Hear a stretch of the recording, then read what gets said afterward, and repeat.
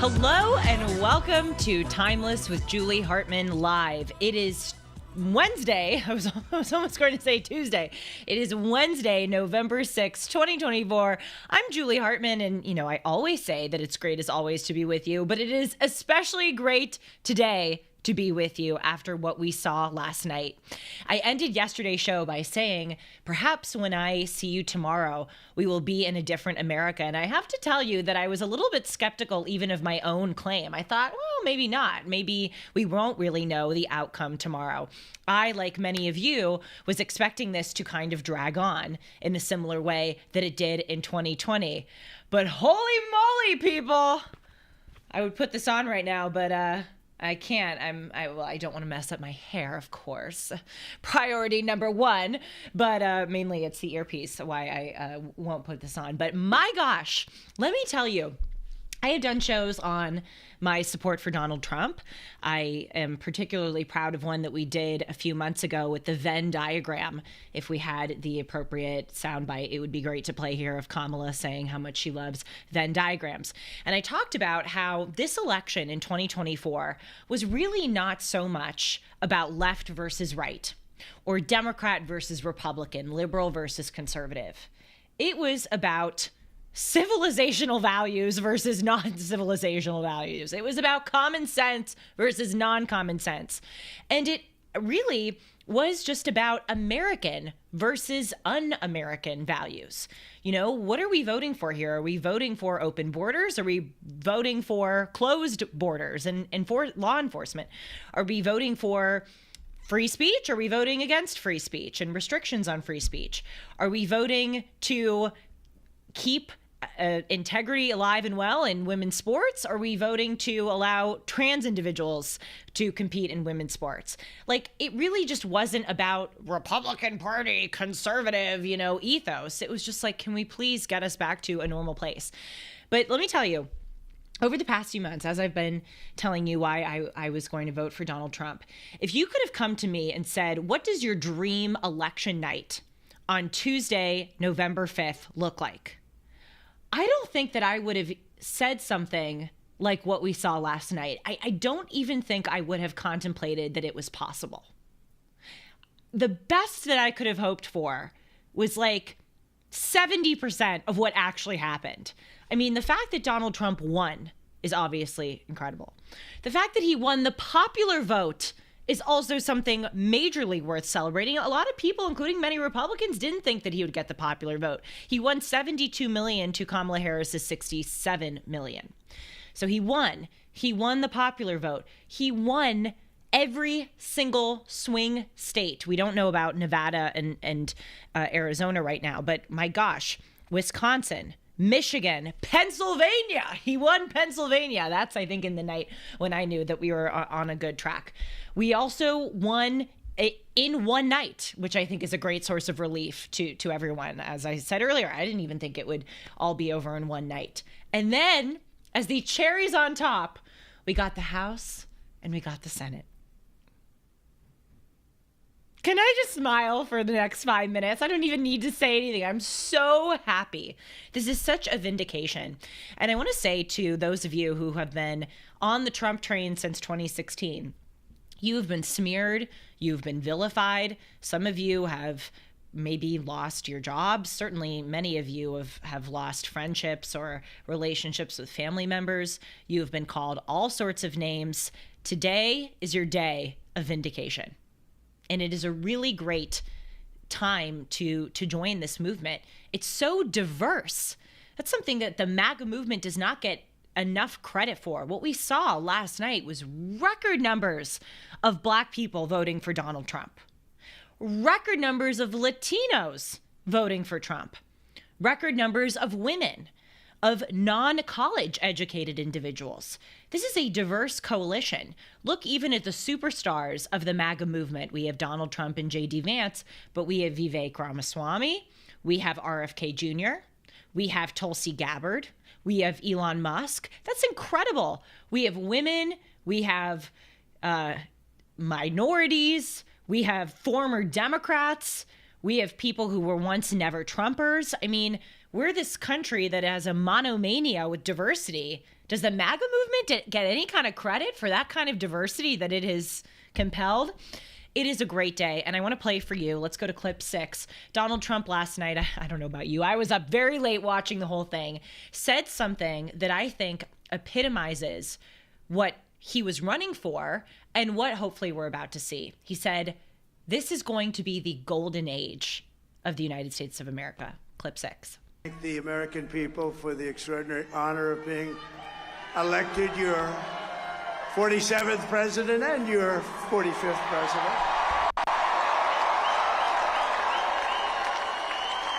And to every citizen, I will fight for you, for your family, and your future. Every single day, I will be fighting for you, and with every breath in my body, I will not rest until we have delivered the strong, safe, and prosperous America that our children deserve and that you deserve. This will truly be the golden age of America. That's what we have to have. Isn't it so nice to feel optimistic and like your future is going to get better? I really believe it will. I'm just so thrilled today, as I know many of you are. Sean, can we bring you on? Is it possible or... I hope so. Oh my God, look, there you are. I hope so. Sean, how were you doing yesterday? Tell me about your thought process and your night. Well, you finally convinced me, Miss Hartman. I, with my third opportunity to do so, actually voted for Donald J. Trump. Oh, I am very impressed. Yeah. Wow. Yeah. So you didn't mail in, you voted in person? I filled out my ballot and dropped it off at but I distinctly remember before filling in the circle, my overwhelming thought was, I can't take any more of what I'm seeing on the left. That was why I had to do it. I had to do it. And he makes me laugh at this point. And you're both orange. Orange man, good. Yeah, you're orange. Well, you both are orange men. Good. So Yeah. help me understand something, because watching last night, I was at a watch party and we were going between Daily Wire, CNN, and MSNBC.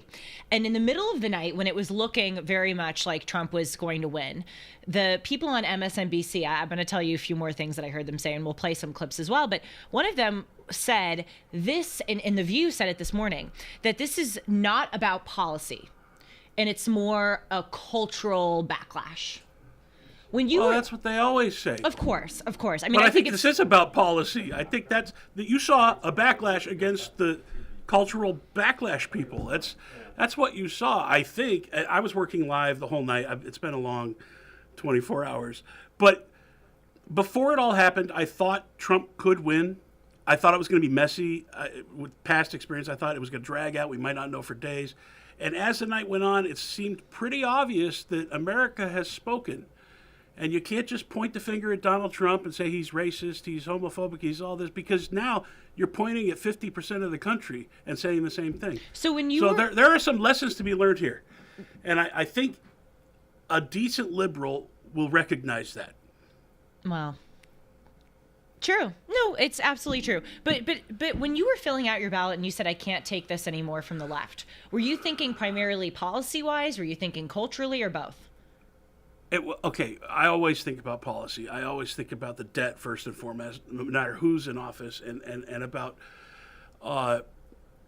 how out of control Washington is in general, the spending, the 400-something agencies that no one can name. All of this stuff needs to be reined in and fixed, and I always believe that.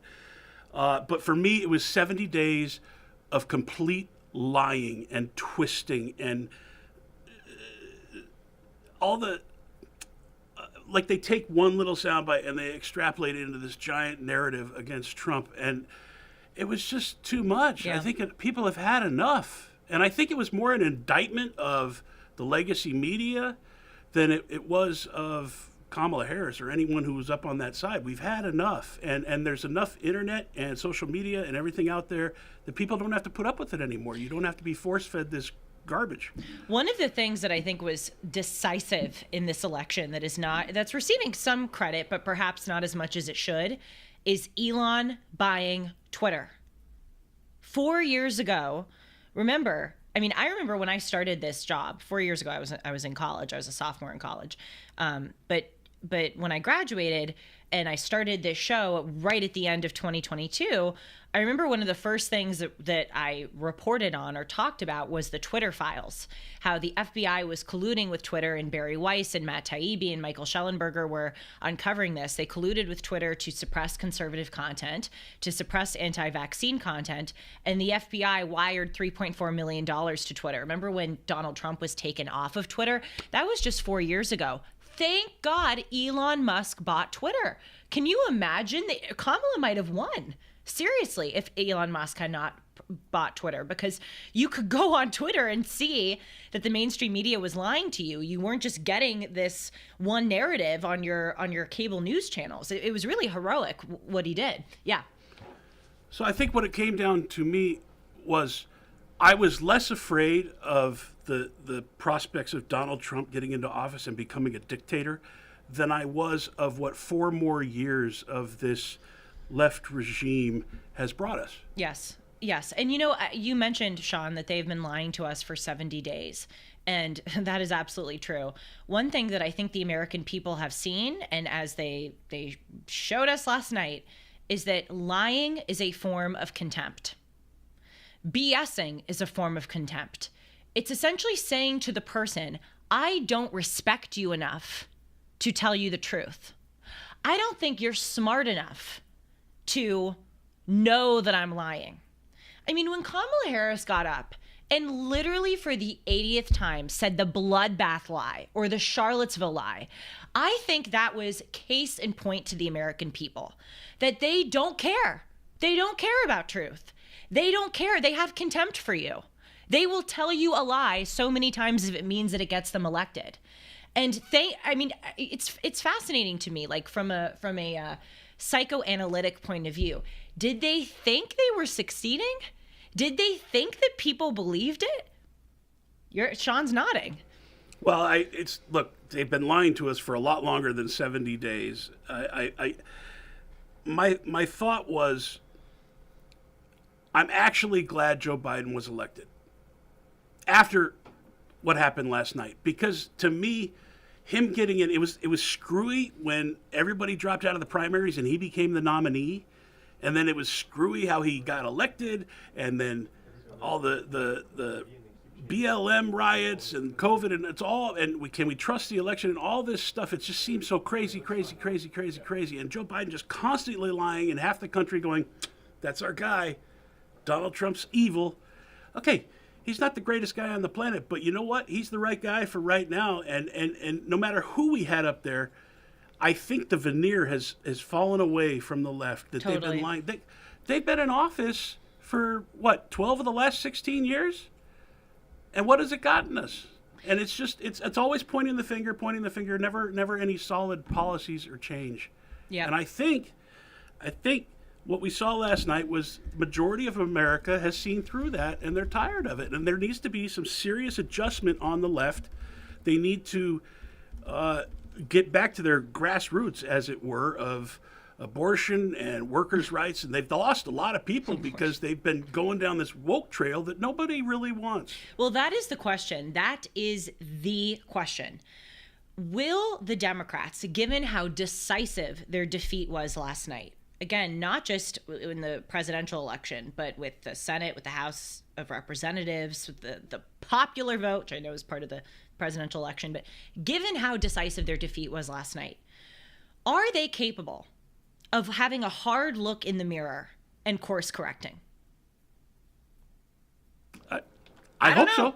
I don't know. I hope so. I hope so too. I really do. I hope the best for them. I hope, because the best for them is the if they turn around, then America can turn around. But they really, we can't underestimate how embarrassing that was for them last night. It was so embarrassing, and I love it. I got to tell you, I love it, because it was a referendum on how out of touch the Democratic Party and the coastal elites are with the rest of the country. Completely and wildly out of touch. So I don't know if they'll be able to look in the mirror and go, yeah, we went too far. This is on us. I was talking with a Democrat this morning. I have a lot of them in my life, actually, friends, family members. And one of my Democrat family members said to me, I feel like the Democratic Party effed us over. I feel like, and I was like, can I hear that again? Can I get a recording of that? I love that. She said, I feel like they effed us over. They lied to us for so long about Joe Biden's mental acuity, and Joe Biden should have dropped out way earlier. And we should have put someone up who maybe could have had a better chance. And I'm really happy she said that. I'm really happy a lot of Democrats are recognizing that. And if you were to ask me now what my fantasy would be, it would be that the Bidens are so incensed by what happened, and the Democrats are so feeling the heat of this resounding loss in all three, in all three, meaning presidential, Senate, House categories of the vote. I hope that they start turning on each other and exposing each other. Like, I want to hear from the Bidens what really went down this summer when the knock came on the door. Hey, Joe, you're out, or you're either dropping out or we are kicking you out. I want to hear about the infighting, and I wouldn't put it past someone like Hunter Biden or some members of the Biden family who are very hold a grudge kind of people to take this as a moment to maybe make their point of view heard. That would be the best thing of all. But speaking of the best thing of all, The View aired this morning and they were wearing black. Like 5 of 7 of them were wearing black. Let's listen to what Sunny Hostin, as well as some other ladies of The View, had to say. Clip 1. Was red. Yeah. It was pretty red last night. I don't know. I'm profoundly disturbed. I think if you look at the New York Times this morning, the headline was America makes a perilous choice. I think that in 2016, we didn't know what we would get from a Trump administration, but we know now. And we know now that he will have almost unfettered power. And so I worry, not about myself, actually. I don't worry about my station in life. I worry about the working class. And my daughter. I worry about my mother, a retired teacher. I worry about our elderly and their Social Security and their Medicare. I worry about my children's future, especially my daughter, who now has less rights than I have. And I remember my father telling me many, many years ago that I was the first person in his family to enjoy full civil rights. And now I have less civil rights than I had when he told me that. So again, I'm profoundly disturbed that the 14th Amendment of the Constitution did not prevent someone who participated in an insurrection from becoming president of the United States. I think that going forward, the convicted felon box on employment applications better be taken off, because if you can be the president of the United States, then you should not be prevented from employment in this country, because I remember applying for my jobs as a federal prosecutor, and there was a box for convicted felons. Well, and so that box better be taken off. And I think our healthcare system is now at risk. I think no fluoride for anyone. Yeah, economists have made clear that he's going to increase the debt by $7.75 trillion. I'm worried about mass deportation and internment camps, and I'm also worried about Elon Musk warning Americans to prepare for temporary hardship. I'm surprised at the result, but I'm not surprised. As a woman of color, I was so hopeful that a mixed-race woman married to a Jewish guy could be elected president of this country. And I think that it had nothing to do with policy. I think this was a referendum of cultural resentment in this country. Well, I think it... You know what? Okay, let's pause for a minute. She's actually not wrong about cultural resentment. She's certainly wrong about policy. I mean, sorry, I'm looking at Sean, who's cracking up. Of course it was about policy. These people are such idiots. Of course it was. It was also about cultural resentment, but you can't say it wasn't about policy. Are you crazy? I would like her to tell us which civil right she doesn't have. I know. Tell me about I assume she's referring to my body, my choice, and abortion, which by the way, he hasn't can done we anything acknowledge, to take away. I don't get it. Can we acknowledge something? It is so creepy. And I am saying this as a woman and someone who recognizes that abortion is a really, really hard issue. I have said I'm not a pro-life absolutist and I'm not a pro-choice absolutist. Like, it's a hard one. It is so creepy how obsessed people are with abortion. Like, do you also share this? I know you as a man are not allowed to opine on this. I hereby grant you permission to do so, however. It's weird. It's like, why are you so obsessed with this? And people will go, oh, you're so privileged. It's your privileged. No, it's not that. You first of all, you don't have to have sex. I'm sorry. Of course, in the case of, rape and incest, that's not the case. But in the 99% of cases, you have a choice as to whether or not to engage in this activity. People act like nobody has access to contraception. You can go to CVS, forgive me for being crude, and get a condom case for $5. Like, why this monomania? It's quite bizarre. As a man of privilege, I'll just start introducing myself as that now, if we're giving every... my pronouns today are hell and yeah.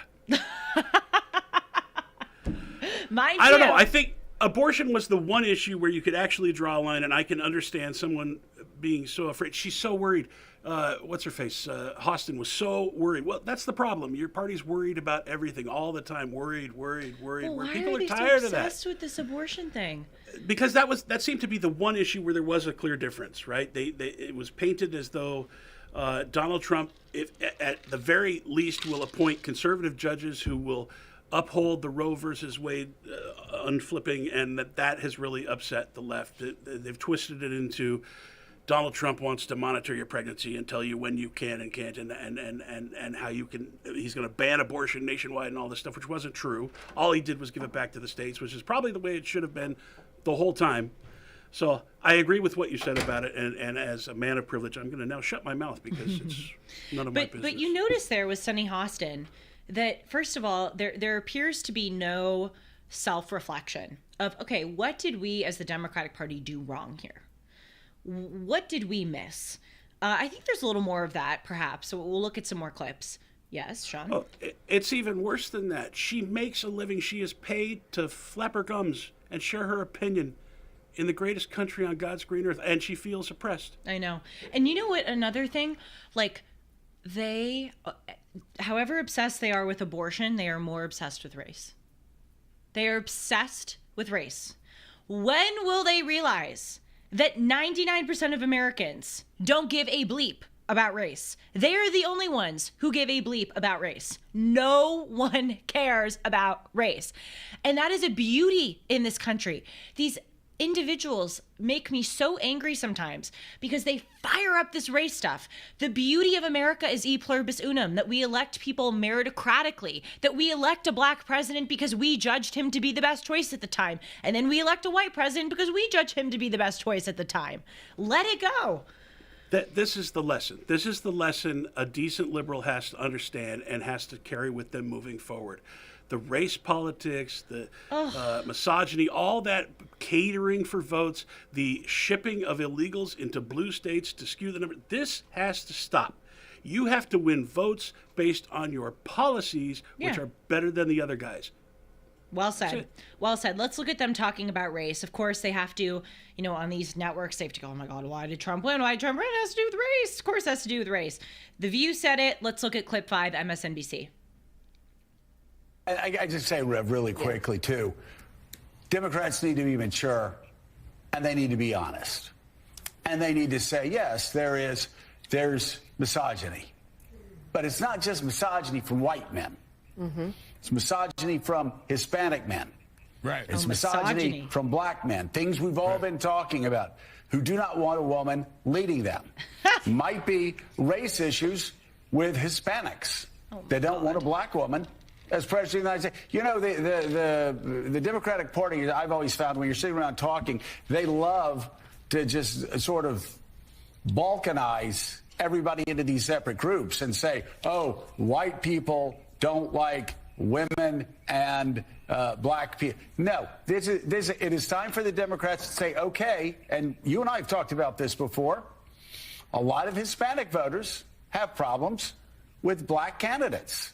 Right. A lot and of, with other Hispanics. You got some that don't like each other. And some of the most misogynist things I've heard going on this Get Out the Vote tour came from black men. I mean, misogynist things. So you're absolutely right. It's not simplistic, and we've got to have real honest conversations hey, at about least it. they're admitting that people who aren't white are capable of being racist and sexist. That's actually a win. It's not just confined to white people who can have these traits. I don't want to beat a dead donkey, but there needs to be some change on the left side of the aisle. Yeah. This is just But, oh my God, craziness. you notice this. Race and sex, like, they can't understand. They just can't get it through their heads. It's so anathema to them because they have been in classrooms and boardrooms and work environments for their entire lives where this race thing has been inculcated into them that they actually can't conceptualize it. Some people don't care. They're married to it, they're entrenched in it, and they make money from it. They're not. Look, there's going to be a core constituency that will never let it go. But that's not who I'm concerned with. I'm concerned with middle America and the people that were on the fence, or the people that are liberal and they kind of bought in, and then they're starting to see that maybe Orange Man won't be a dictator. Maybe things will be okay.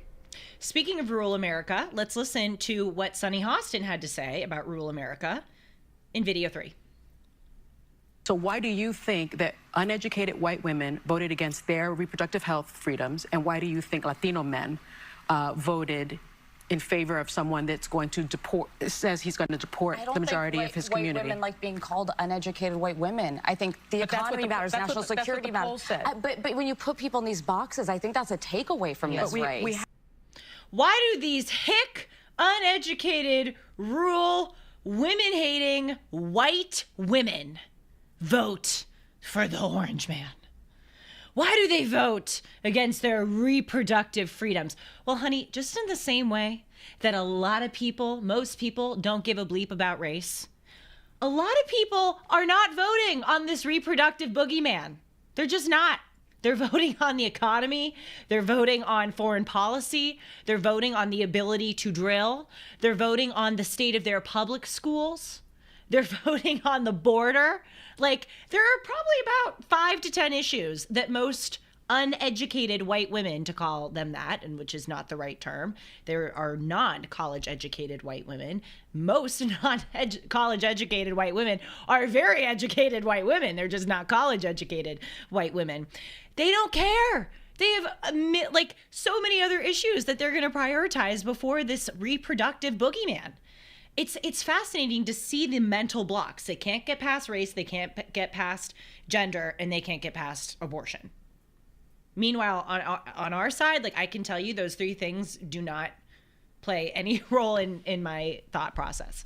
All right, let's look at video. It's so fun. It's like, which one from The View do I want to play in this aftermath? Let's look at video 2. I think there's the resident conservative in The View, and she's saying something sensible.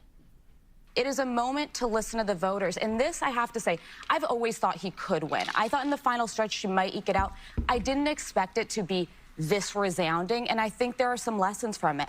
I think we forget about rural America. I think the working class feels left behind. They feel like the powerful, the elite only care about them and their power. And he spoke to them. We may not have liked his words, but they turned out for him. I mean, the map was, it was beyond Reagan what we saw last night. And I think we need to start listening more about the concerns of everyday Americans who feel like this system is failing them.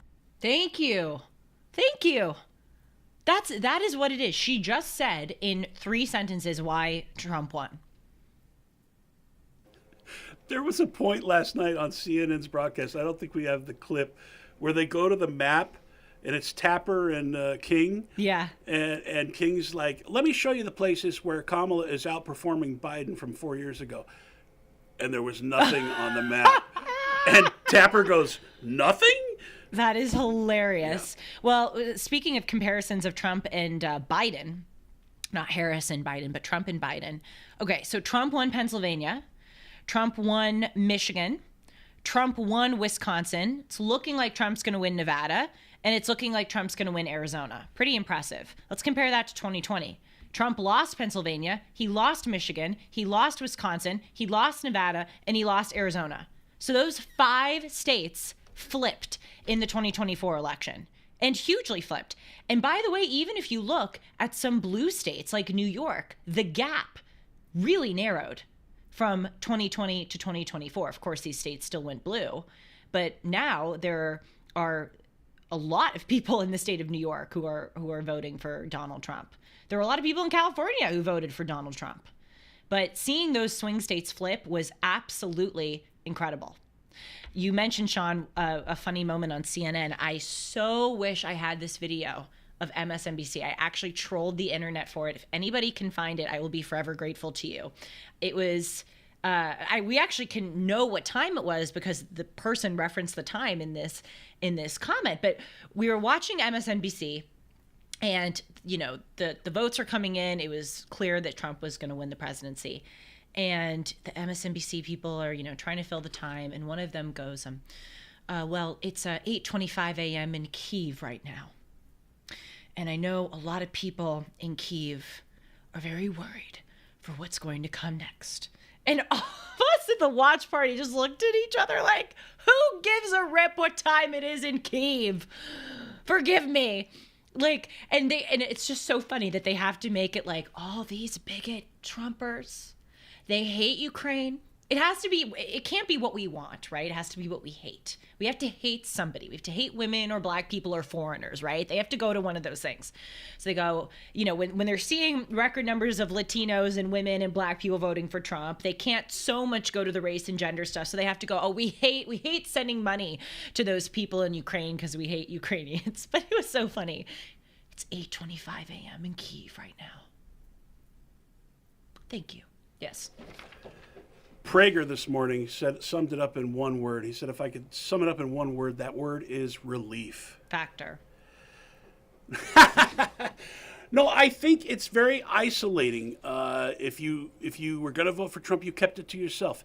You didn't put out a sign. You didn't, you know, not a lot of people, even you, won't wear the red hat in public. But in the voting booth, you vote Trump. So I think it becomes very isolating. You're not wearing it.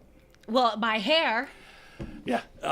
And so after last night, that was reassurance that you are not isolated. You are not alone. There is a majority in this country that is with you. Well, and I told you earlier when I came in, when I was driving into work and I was passing the houses that had the Harris Walls lawn posters, I kept thinking, it's like it's February and your Christmas lights are still up. Take them down. It's so true. I know. We'll have to see when they start taking them down. But, you know, I was not someone who ever wore any kind of political paraphernalia, even when I was a liberal. It's just not my style. But in recent months, I had started to wear MAGA hats outside. That's how I met Darius, who I brought onto the show. I met him in the coffee store wearing the MAGA hat. And the reason I did that was to normalize it and to also make it this kind of moment of, we for so long have been made to feel racist and sexist and bigoted and anti-democracy and all these terrible things for supporting this guy. And I just wanted to make it mainstream and almost do it as an act of resistance, to sound very lib. Like, come on, this is obscene. Another thing on MSNBC, in addition to it's 8:25 a.m. in Kyiv right now, was they said, I think one of the people said, I think that this represents a cultural backlash against the pro-democracy coalition. I'm like, you guys are really trying to pass off as objective political analysts right now, and you're saying stuff like that? Unbelievable. Let's watch one more video, and then just briefly before we end, I want to talk about predictions. Predictions for the Trump presidency and also for the state of the Democratic Party. But it did appear that despite their throwing things against the wall, racism, sexism, hating Ukrainians, they sometimes did have some good moments of going, yeah, maybe there were times when we went too far. MSNBC's Joe Scarborough said that perhaps they went too far on the trans issue. Clip 4. The Washington Post, Matt Bai, writes in part, I do think the prosecutions fed a narrative of Trump as a victim.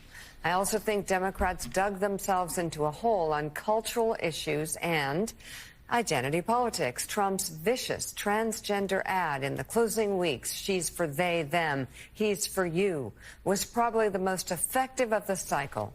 I think that probably landed with a lot of traditionally Democratic voters who feel like the party is consumed with the cultural issues, while the economic issues don't really change. I think people needed a reason to feel good and hopeful about voting for her. And absent that, a lot of frustrated voters apparently decided to go with the guy who wants to burn it all down. Let's dig a little deeper, because you have that stacked on top of what happened on college campuses this fall, stacked on top of what's been happening on college campuses over the past 4 or 5 years. I have said this on the air, and every time I've said it, people said, oh, you're just saying that because you're a white conservative. No, I'm just saying it because every Democrat that we have ever sat down with dinner with over the past 5 years who have kids that go to colleges say their kids are afraid to speak in class because they'll be canceled. Let me say that again. And they're all Democrats. Everybody that we've had dinner with, if they have a kid in college, you can go, how are the Red Sox going? Yeah, fine, yeah. Sitting there eating. Oh, beautiful day today, wasn't it? Yeah. My daughter at University of Virginia, she's afraid to raise her hand in class because if she says something that's politically incorrect, she will immediately be canceled. She'll be shunned from class. She'll be destroyed in social media by noon. So they just sit in class quiet. Now, if any of you, which camera? Give me a camera to look at. Boom! Oh, look at that one. If any of you out there say, oh, that's just like a conservative, white, Southern guy, da-da-da, that's what you're losing. That's what you're losing. Because that's what I heard. And I didn't hear it from Republicans. I didn't hear it from Trumpers. I heard it from Democrats over the past 3 or 4 years. Their kids were afraid to talk in class. All right, we got it. Say something unpopular because they would be. It's a good point, though. It is why Trump won in part. Yeah, and Elon said it on Rogan a couple days ago. Yeah. It's all about freedom of speech. If you lose freedom of speech, it's over with. What are we doing here? Well, Kamala Harris right now is giving her concession speech, so we will wrap it up so that we can all go watch that. But she said that she is conceding, that she's not challenging it.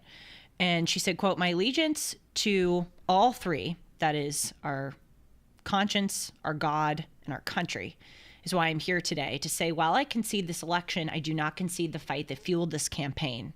Sometimes the fight takes a while.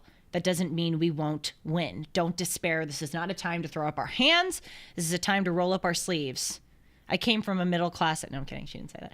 This is a time to organize, to mobilize, and to stay engaged for the sake of freedom and justice. All right. Well, let's call it there so we can all go watch her. But hey, I feel like at this point she should probably unburden herself from what has been. We all feel unburdened by what has been. We are all very grateful to be unburdened by what has been. And before we can unburden you from the rest of this broadcast, I would like to unburden your sleep issues by telling you about My Pillow.